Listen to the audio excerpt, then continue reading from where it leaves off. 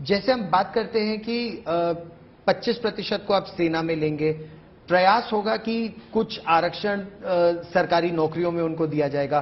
सरकारी नौकरियों में जो आरक्षण है वो तो 1979 से 1979 से है। क्या आपकी दृष्टि में वो सफल रहा है, और इसको सक्सेसफुल बनाने के लिए सेना क्या करेगी और सरकार को क्या करने की जरूरत है?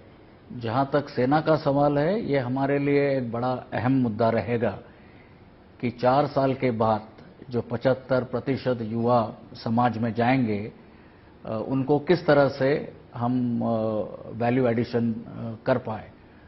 और इसके संदर्भ में आपको सबको जानकारी दी गई है कि किस तरह से इनको अपने नेशनल एजुकेशन पॉलिसी के तहत अलग अलग क्रेडिट्स दिए जाएंगे, ताकि जब वो सेना से 4 साल बाद बाहर निकलेंगे, they are suitably kitted, suitably equipped.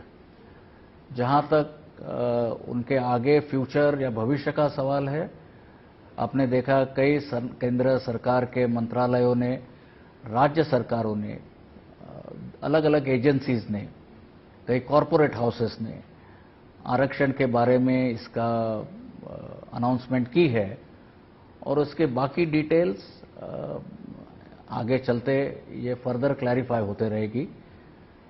मैं अंत में सिर्फ ये आश्वस्त कराना चाहूंगा युवाओं को कि जब आप 4 साल सेना में टाइम काटने के बाद बाहर निकलोगे, आपके पास पर्याप्त या उससे भी अच्छी मात्रा में क्वालिटीज, क्वालिफिकेशन, हुनर आपके पास होंगे, and this will be a unique opportunity which they will have to step out into the society.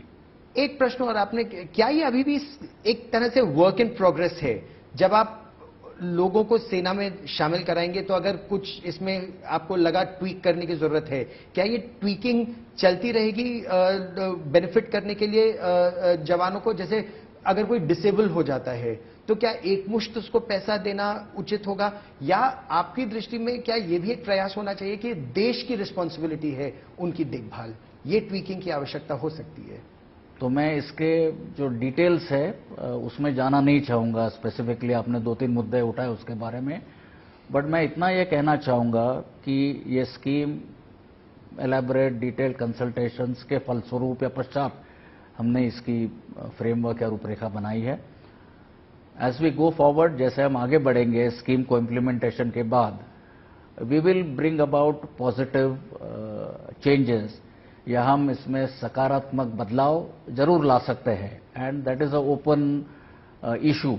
तो ये नहीं है कि ये स्कीम यहीं पर एक लकीर के तौर पर this is the final thing. तो ये मेरा इस पर जो युवा आज सड़कों पर हैं, जो विरोध प्रदर्शन कर रहे हैं, जो आगजनी तोड़फोड़ कर रहे हैं, उनको आप क्या कहेंगे? इनके लिए मेरी एक ही राय या एक अपील रहेगी कि इन सब चीज़ों को छोड़कर ये अपना, अभी हमने रिक्रूटमेंट का शेड्यूल और रैली का शेड्यूल अनाउंस किया है या घोषित किया है, इसकी अधिसूचना भी हमारे वेबसाइट पर है।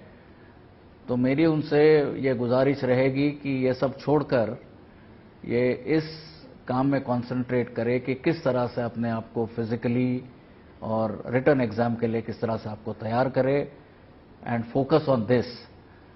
मैं ये भी बताना चाहूँगा कि जहाँ तक सेना का सवाल है, सेना में अनुशासन को हम बहुत महत्व देते हैं, और हम चाहते हैं कि जो युवा हमारे साथ आए वो अनुशासन, देश प्रेम, नेशनलिज्म, इन सब मुद्दों पर खरे उतरे।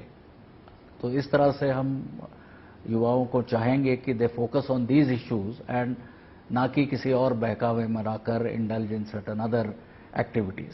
तो कोई युवाओं को बहका रहा है, बहकावे में ये सब हो रहा है, आप क्या ये साफ तौर पर कह रहे हैं कि no roll back, no stopping Agniveer scheme, no stopping Agnipath, क्या ये तय है? नहीं, इसका तो कोई प्रश्न नहीं है। ये स्कीम बहुत डिटेल डेलिब्रेशंस के पश्चात अपनाई गई है, तो इसमें रोल बैक, और कल परसों भी हमारे रिप्रेजेंटेटिव्स ने यह कहा है, इसका कोई सवाल नहीं है।